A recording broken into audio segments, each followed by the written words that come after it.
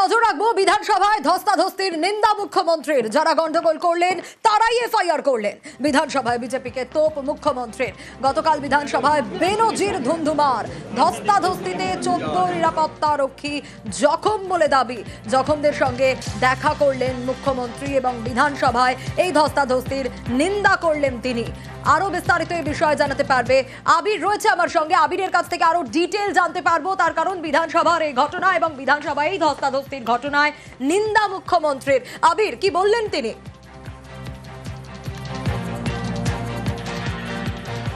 বিধানসভার অধ্যক্ষকে সঙ্গে নিয়ে মমতা বন্দ্যোপাধ্যায় মুখ্যমন্ত্রী তিনি দেখাও করলেন আহত নিরাপত্তা রক্ষী বা কর্মী যারা রয়েছেন তাদের সাথে।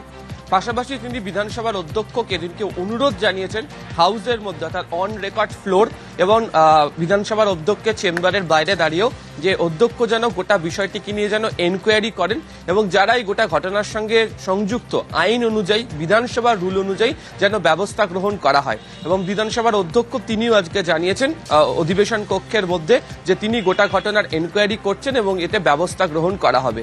এদিনকে বিধানসভাতে একটি রেজলিউশন আনা হয়েছিল, সেই রেজলিউশন সংক্রান্ত বিষয় নিয়ে আলোচনার প্রেক্ষিতে একেবারে শেষের দিকে অংশে মুখ্যমন্ত্রী গতকালের প্রসঙ্গের কথা উত্থাপন করেন। এবং তুমি জানো যে গতকালকে বিধানসভাতে সাসপেন্ড হয়ে যাবার পর বিজেপি বিধায়কদের সঙ্গে বিধানসভার মার্শাল সহ নিরাপত্তা রক্ষীদের যে ধস্তাধস্তির ঘটনা ঘটে, পরবর্তী সময়ে বিজেপি বিধায়কদের তরফ থেকে অভিযোগ দায়ের করা হয়েছে। পাল্টা বিধানসভার অধ্যক্ষের কাছে গিয়ে বিধানসভার মার্শাল সহ নিরাপত্তা রক্ষী যারা তারাও পাল্টা অভিযোগ দায়ের করেছেন এবং ইতিমধ্যেই গোটা ঘটনার তদন্তও বিধানসভার তরফ থেকে করা শুরু হয়েছে।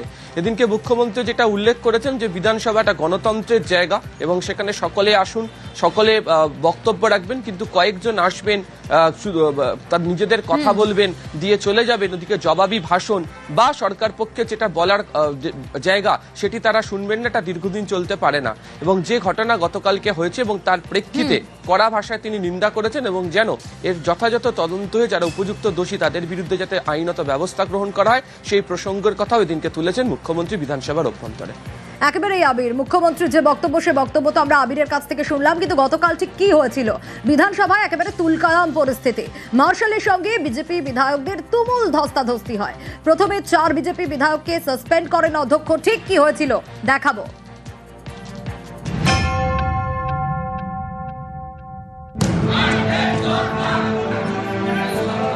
সোমবার বিধানসভায় ধুন্ধুমার। সাসপেন্ড 4 বিজেপি বিধায়ক, শঙ্কর ঘোষ, অগ্নিমিত্রা পল, মনোজ ওরাঁও এবং দীপক বর্মন। এরপরেই বিজেপি বিধায়কদের সঙ্গে মার্শালের ধস্তাধস্তি, যা অনেকের মতে বেনজির। আমাদের রয়েছেন চিফ হুইপ, তিনি 4 জনের নাম দিয়ে বললেন যে এদের সাসপেন্ড করা হোক।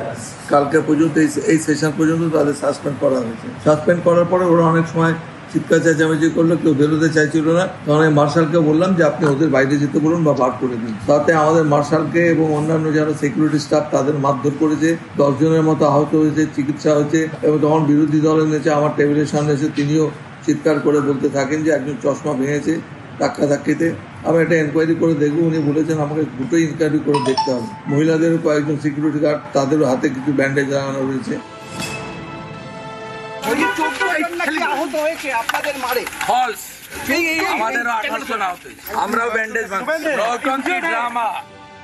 বালুরঘাটের বিজেপি বিধায়ক অশোক লাহিড়ী সোমবার বিধানসভায় বিরোধীদের বক্তব্য রেকর্ড থেকে বাদ দেওয়া হচ্ছে বলে তিনি অভিযোগ করেন।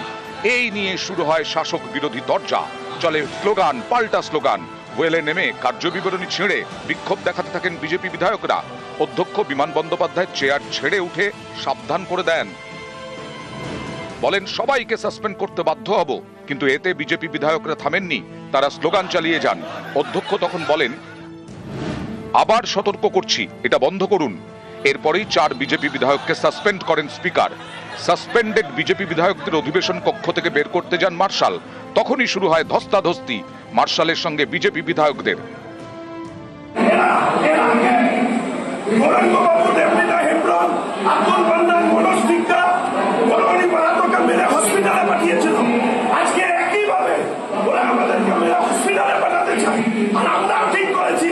বাংলার এই অপশাসন মুক্তি না দিতে পারি তাহলে আমরাও বিজেপি করি না। এবং যেভাবে আজকে মার্শাল দিয়ে আমাদের উপরে অত্যাচার চালানো হলো,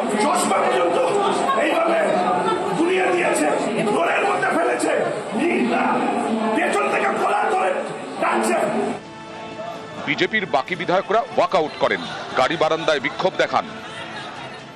সভ্যতা, ভব্যতা, শিষ্টাচার সব জিনিসের সীমা ক্রস করেছে। 235টা এমএলএ রাখা বামের লোকেরাই জিনিস করে। প্রথমে আমি যখন ভাঙা জিনিসপত্রগুলো দিই তখন স্পিকার ঘোষণা করলেন যে মাইক ভেঙেছে যারা বিজেপির এমএলএ তাদের বিরুদ্ধে আমি ব্যবস্থা নেব।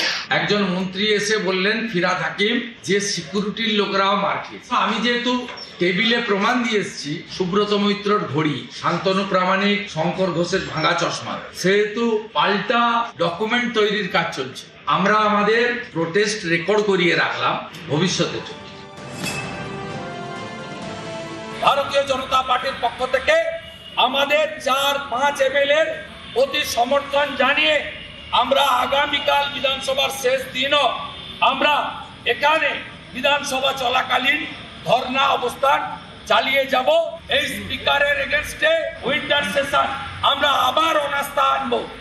এটা অত্যন্ত অশোভনীয়। শুভেন্দু অধিকারী নিজে এখন দাবি করবেন বিরোধী দলের নেতা বলে, একটা এমআইসি স্ট্যাটাসের মানুষ, তার এই ধরনের আচরণ নিজেরও তো বোঝা উচিত যে তার স্ট্যাটাসটা কি, তিনি ওইখানে ওই ধরনের আচরণ করবেনই বা কেন। আমাদের কিছু প্রপার্টিও নষ্ট হয়েছে, একটা টেবিল, কিছু মাইক্রোফোন তারা জোর করে টেনে টুনে ভেঙে দিয়ে গেছে।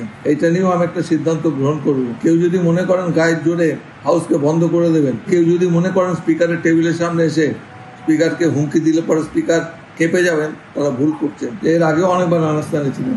অনাস্থা আনতে গেলে আগে ভুলটা যেন ভালো করে পড়ে নেন। নিউজ 18 বাংলা।